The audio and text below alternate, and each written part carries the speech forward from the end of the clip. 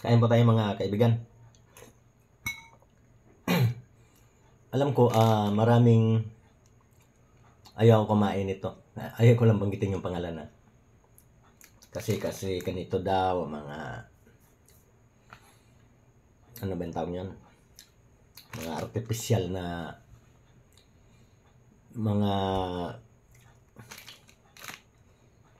pagkain. Pero alam niyo, kung haluan mo ng malunggay,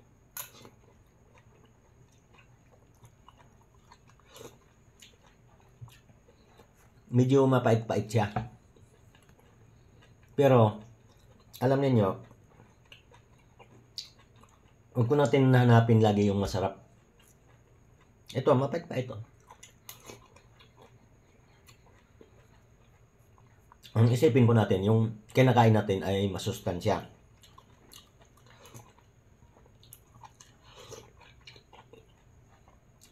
Ito isang mangkok Kasi dinamihan ko malunggay. Ito parang mamaya na ako kakain ng kanin. Agahan na ito, pwede na to.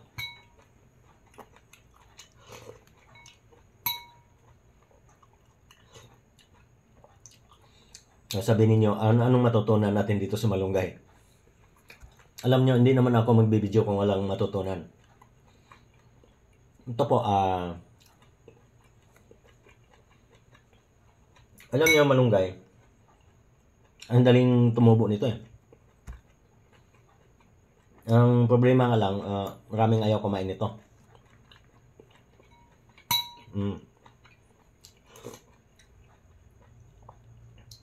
Meron naman kumakain pero gusto nila ilang dahon lang nilalagay. Parang bilang lang yung dahon. Ito ang dami Kaya naging isang mangkok Ibig sabihin, berdeng gulay.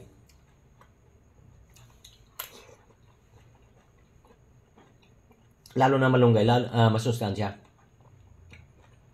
Yun nga lang, medyo mapait-pait. Pero alam niyo,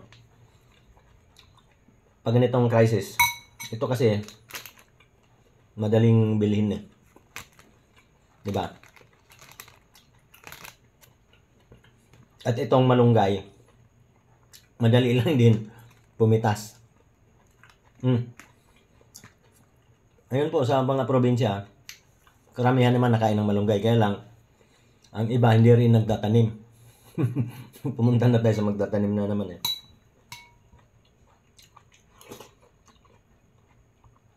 Alam niyo kaya nagmahal yung mga gulay na iba.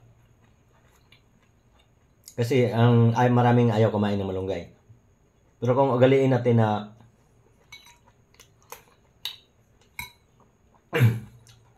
kumain ng malunggay, may buto-buto ng malunggay. Ano may tawag ito? Kailangan kasi linisin mga Ang ibig sabihin, ang dali kasing buhay niyan. Basta tumubo na yan, padami ng padami yan. Lalo na kung ang pagpitas mo ay putulin mo. Sa sanga ng marami yan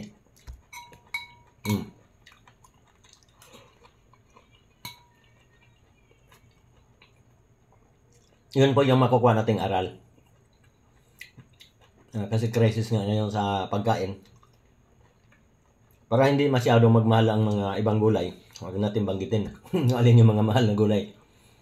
Sanayin po natin kumain ng malunggay.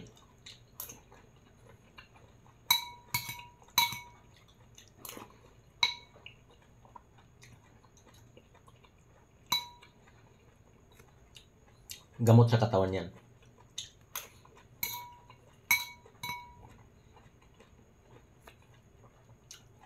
Kaya kung napapansin ninyo, binipilit talaga ipakain sa tao. Bakit ka mo pinipilit? Medyo mapait nga inahalo sa pandesal, diba? Kasi masustansya nga ito.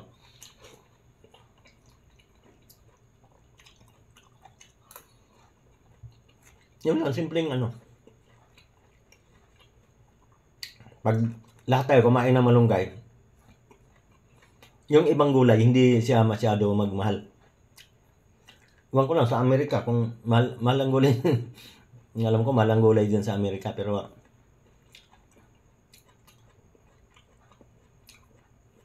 mayroon.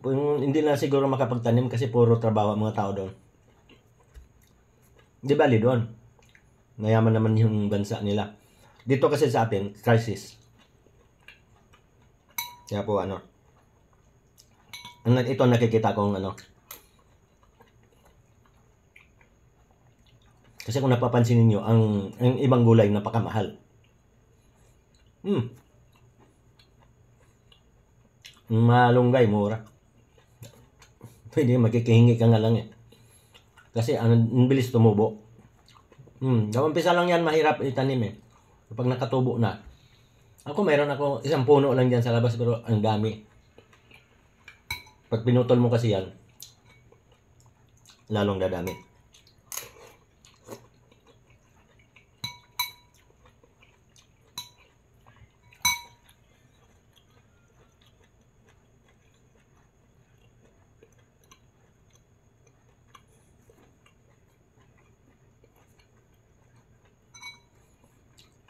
Sige, yun lang. Simpleng malunggay lang.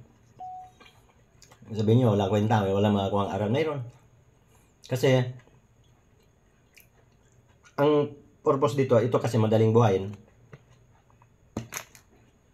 Yung ibang gulay, hindi masyado magmahal ang presyo. Yun lang po.